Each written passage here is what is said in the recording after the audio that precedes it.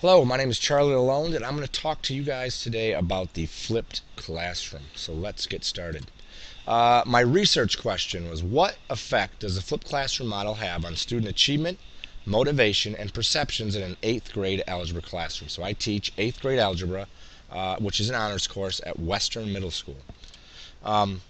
Student achievement. So I'm going to give you some raw numbers about student achievement. Quiz 1, which covered chapters 8.1 and 8.3. The quiz average was 75%. That jumped to 81% on quiz 2, which covered 8.1 through 8.5. And then that jumped to 92% on in the test that covered the entire chapter. So students do show growth in the flipped classroom. Their skills improved through video lessons and in-class activities.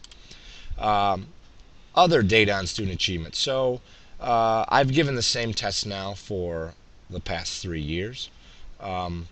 In 2013, the test average was 88%, 90 in 2014, and 92 in 2015. During the 14 year, I flipped about half the lessons. In the 13 year, I didn't flip any. But I think a more interesting thing to note about these 2 years is that these 2 years were made up of classes of 2 sections of algebra classes, where this year I have 3 sections. So about 60 students per per algebra course in 13 and 14, and then 90 here. So there's far more students, about 31 more students in each of the past 2 years, and they still scored at a higher level. So I thought that was some good information there. Student motivation. Now, so the flipped classroom is more engaging than a traditional classroom. 74% agree with that statement, or even 50 and 24 strongly agree. So kids think that the flipped classroom is more engaging. They enjoy the video lessons. You can see most students enjoy the video lessons. Spending less time working on traditional homework. Again, a fairly high number of students agree with that statement. Watching the videos. So are they doing their homework? Yes, they are doing their homework. And I'll show you, I have more data on that on later slides. The whisks and whacks. So whisks and whacks. Watch, summarize question, and watch, attempt question. This is a paper they have to fill out while watching the video at home, and this is what they turn into me to show that they watched the video. And again, they think that helps them, and I'll talk more about the whisk versus whacks again in a later one. In a later slide. I prefer the whisks and whacks to traditional homework. 29% agreed with that, and 48 strongly agree with that. Again, I think it has to do with time. These take an average of 5 to 10 minutes, where a traditional homework assignment might take 30. That was definitely a theme I saw in other survey questions. And I am more motivated to learn in a flipped classroom environment. 24% agree, 16% strongly agree. So you see that again on trend, and then a lot of students, either way, they're happy. They may just like being in math class, just enjoy being in my class, whatever. But you can still see the trend is that more students are enjoying the flipped classroom than not. Student motivation, more on student motivation. So classwork, 100% participation in classwork. If I gave them something to do in class, they did it, whether it was graded or not. Warm-up maybe wasn't graded, they still did it. They participated. They enjoyed participating, and I'll get into more of my observations in a second. Homework, whisks and whacks. On average, 93% of students turned in that homework assignment. The average from the chapter report was 89%, so a small amount of growth there.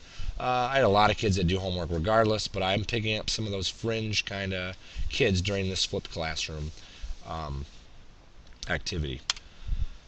Teacher observations. So students ask more questions. They ask more questions to their peers. They ask more questions to me, mostly because there was more time or more opportunities for them to do that. I wasn't standing in front of the class lecturing. Kids had time to either interact with me when I walked by their desk, or come right up to me while they were doing certain activities, depending if they were out of the seat or not. So I think they had more opportunities.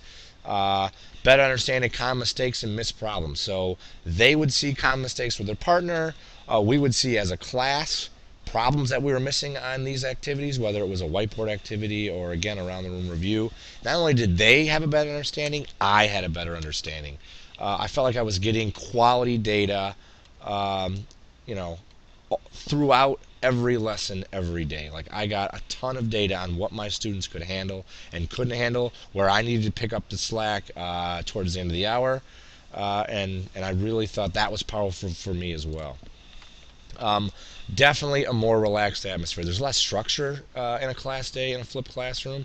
You're seeing more smiles, more laughs, side conversations, which isn't always a bad thing, but they are a bad thing when a teacher is lecturing and you need to have 100% attention, where in a flipped classroom, because they're working at problems at their own pace, there's a little more leeway for such things. And there were more side conversations involving math as well. They would talk about coefficients, you could hear vocabulary, when to move certain things with negative exponents, and what parts not to move, like the coefficients. We had a lot of conversations, or I should say the students did.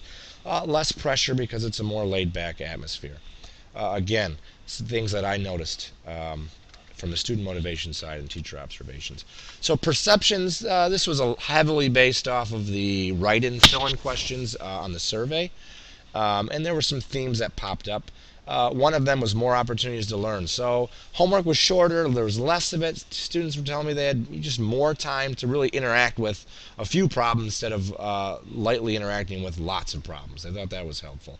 While they were watching the video, most of the time they were alone, more focused on video lessons. They could rewatch as many times as needed. Teachers and peers are available to answer questions when working on the problems in class. So instead of having the 20 to 25 problems they work on at home, they were working on them in class with somebody there to help them when they ran into trouble. That was a theme that showed up in the written response questions. Theme 2, questions from videos are not answered until the following day. This was more of a negative theme, but some suggestions students gave for kind of combating this. And this was something that came up in all of the other studies. This is what students dug, and this is honestly in all of my flipped or even total blended learning or online classes, this is the part I don't like as well, is I'm not getting my questions answered as soon as I have them. And I'm a pretty vocal person, so that's a big deal to me. And it's a big deal to a lot of students. They suggested setting aside time for Q&A each night a video is assigned. So I'd have to be online, maybe from 5 to 6 or 6 to 7 at night answering questions, which I'd be okay with from time to time.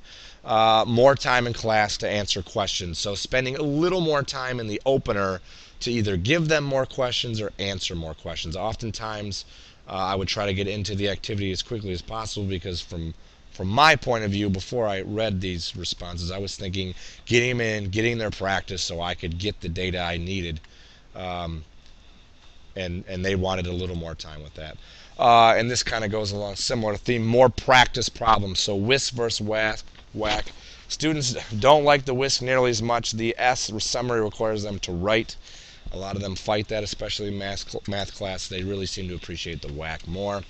And even maybe a few more practice problems added on to the opening of the lesson. Theme 4, students enjoyed the flipped classroom. That came up a lot. Students would mention that their quiz and test scores improved. They enjoyed using the technology. One particular comment was just, I got to use my phone for homework. That was cool. Whiteboarding around the room activities. A lot of them, they would write this and write more next to it. More. So they enjoy the activities, so they enjoy coming to class. They're not sitting through a lecture. Conclusion. What effect does the flipped classroom model have on student achievement, motivation, perceptions in an 8th grade algebra class? Well, with student achievement, yes, it helps student achievement. Students show growth throughout the unit and scored higher on end-of-unit tests compared to the classes that did not flip, so my previous years. Motivation, yes, students showed they're motivated to class. They're motivated to come to class. Studies showed that students are turning in both homework and classwork at a high rate and higher than the completion rate of traditional homework assignments from previous units. So kids are turning their homework. They're being more actively engaged in their learning. And their perceptions, they again enjoy coming to class.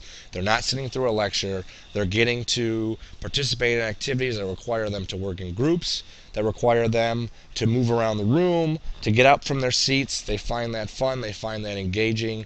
So I think that if I would recommend, if somebody asked me, would you recommend this process for other teachers, I would say yes, I would. Students are hitting all of these numbers for the most part. And I hope this sheds some light on the flipped classroom and its benefits. If you have any questions, you can always post something in our chat room. Thanks for listening, guys.